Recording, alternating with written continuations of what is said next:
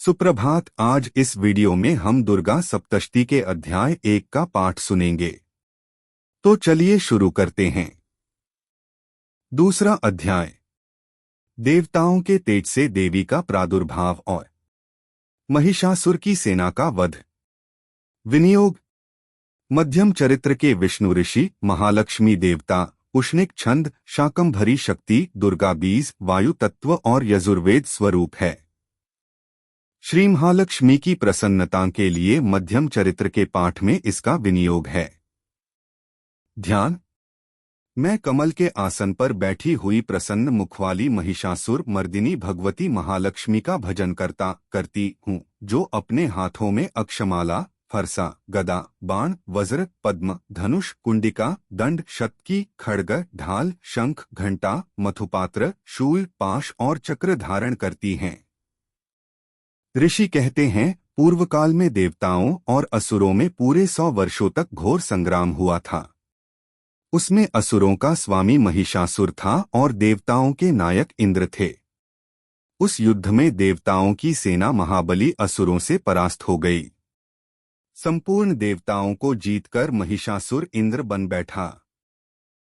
तब पराजित देवता प्रजापति ब्रह्मा जी को आगे करके उस स्थान पर गए जहां भगवान शंकर और विष्णु विराजमान थे। देवताओं ने महिषासुर के पराक्रम तथा अपनी पराजय का यथावत वृत्तांत उन दोनों देवेश्वरों से विस्तार पूर्वक कह सुनाया। वे बोले, भगवान महिषासुर सूर्य, इंद्र, अग्नि, वायु, चंद्रमा, यम, वरुण तथा अन्य देवताओं के भी अधिकार छीनकर स्वयं ही सबका अधिष्ठाता बना बैठा है। उस दुरात्मा महिष ने समस्त देवताओं को स्वर्ग से निकाल दिया है।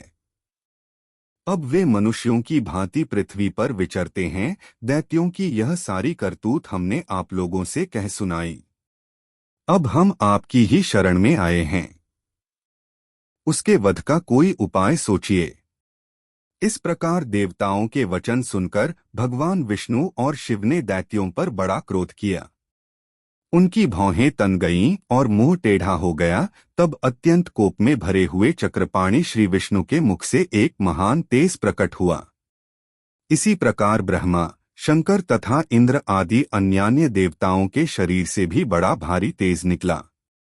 वह सब मिलकर एक हो गया। महान तेज का वह पुंज जाज्वल्यमान पर्वत सा जान पड़ा। देवताओं ने देखा, वहां उसकी ज्वालाएं संपूर्ण दिशाओं में व्याप्त हो रही थीं। संपूर्ण देवताओं के शरीर से प्रकट हुए उस तेज की कहीं तुलना नहीं थी। एकत्रित होने पर वह एक नारी के रूप में परिणत हो गया और अपने प्रकाश से तीनों लोकों में व्याप्त जान पड़ा। भगवान शंकर का जो तेज था, उससे उस देवी का मुख प्रकट हुआ। यमराज के तेज से उसके सिर में बाल निकल आए। श्री विष्णु भगवान के तेज से उसकी भुजाएं उत्पन्न हुईं। चंद्रमा के तेज से दोनों स्तनों का और इंद्र के तेज से मध्य भाग कटिय प्रदेश का प्रादुर्भाव हुआ। वरुण के तेज से जंघा और पिंडली तथा पृथ्वी के तेज से नितंब भाग प्रकट हुआ। ब्रह्मा के तेज से दोनों चरण और सूर्य के तेज से उनकी अंगुलियां हुईं। वसुओं के तेज से हाथों की अंगुलियां और कुबेर के तेज से नासिका प्रकट हुई। उस देवी के दांत प्रजापति के तेज से और तीनों नेत्र अग्नि के तेज से प्रकट हुए थे। उसकी भौहें संध्या के और कान वायु के तेज से उत्पन्न हुए थे। इसी प्रकार अन्यान्य देवताओं के तेज से भी उस कल्याणमयी देवी का आविर्भाव हुआ। तदंतर समस्त देवताओं के तेजपुंज से प्रकट हुई देवी को देखकर महिषासुर के सताए हुए देवता बहुत प्रसन्न हुए। पिनाकधारी भगवान शंकर ने अपने शूल से एक शूल निकालकर उन्हें दिया। फिर भगवान विष्णु ने भी अपने चक्र से चक्र उत्पन्न करके भगवती को अर्पण किया। वरुण ने भी शंख भेंट किया। अग्नि ने उन्हें शतकी दी और वायु ने धनुष तथा बाण से भरे हुए 2 तरकस प्रदान किए। सहस्र नेत्रों वाले देवराज इंद्र ने अपने वज्र से वज्रत्र उत्पन्न करके दिया और ऐरावत हाथी से उतारकर 1 घंटा भी प्रदान किया। यमराज ने कालदंड से दंड, वरुण ने पाश, प्रजापति ने स्फटिकाक्ष की माला तथा ब्रह्मा जी ने कमंडलू भेंट किया। सूर्य ने देवी के समस्त रोम कूपों में अपनी किरणों का तेज भर दिया।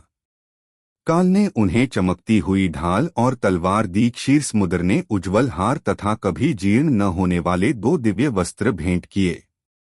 साथ ही उन्होंने दिव्य चूड़ामणि, 2 कुंडल, कड़े, उज्ज्वल अर्धचंद्र, सब बाहुओं के लिए केयूर, दोनों चरणों के लिए निर्मल नूपुर, गले की सुंदर हंसली और सब अंगुलियों में पहनने के लिए रत्नों की बनी अंगूठियां भी दीं।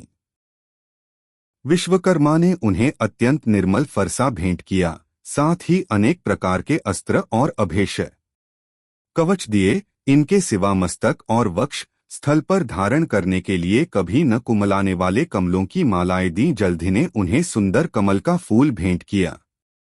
हिमालय ने सवारी के लिए सिंह तथा भांति भांति के रत्न समर्पित किए। धनाध्यक्ष कुबेर ने मधु से भरा पान पात्र दिया तथा संपूर्ण नागों के राजा शेष ने, जो इस पृथ्वी को धारण करते हैं, उन्हें बहुमूल्य मणियों से विभूषित नागहार भेंट दिया।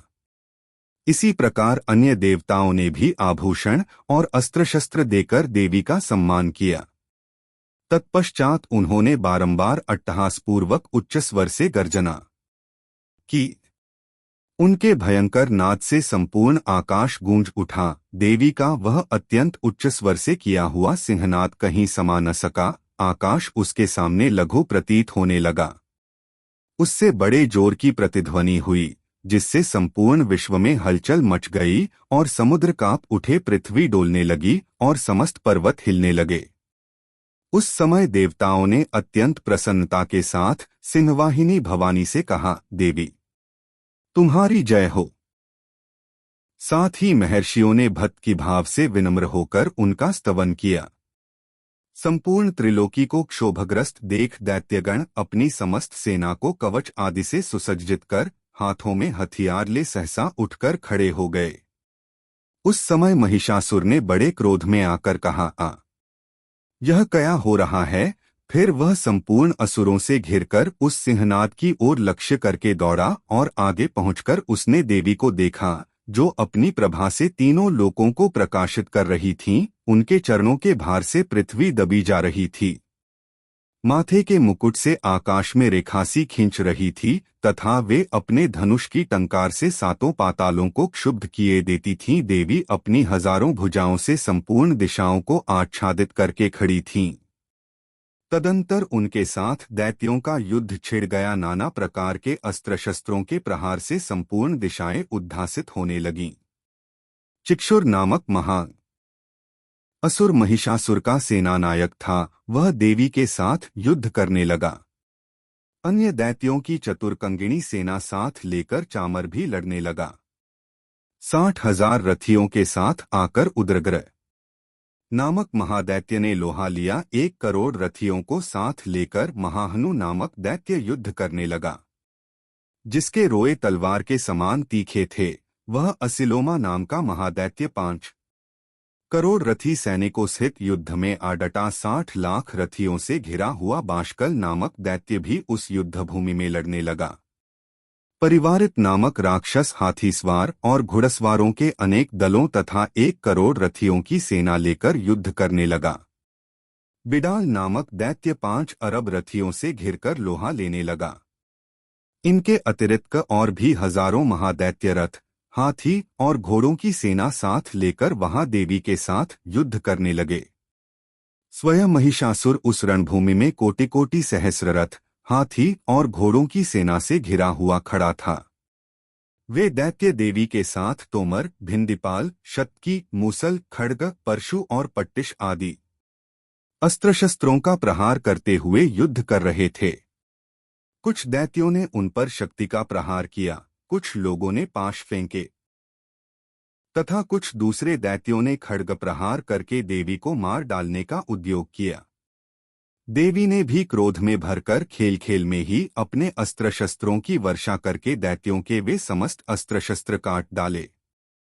उनके मुख पर परिश्रम या थकावट का रंचमात्र भी चिन्ह नहीं था। देवता और ऋषि उनकी स्तुति करते थे और वे भगवती परमेश्वरी दैत्यों के शरीरों पर अस्त्र शस्त्रों की वर्षा करती रहीं।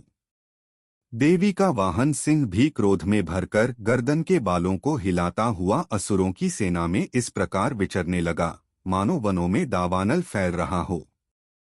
रणभूमि में दैत्यों के साथ युद्ध करती हुई अंबिका देवी ने जितने निश्वास छोड़े वे सभी तत्काल सैकड़ों हजारों गणों के रूप में प्रकट हो गए और परशु, भिंदिपाल, खड्ग तथा पट्टिश आदि अस्त्रोंद्वार असुरों का सामना करने लगे। देवी की शक्ति से बढ़े हुए वे गण असुरों का नाश करते हुए नगाड़ा और शंख आदि बाजे बजाने लगे। उस संग्राम महोत्सव में कितने ही गण मृदंग बजा रहे थे।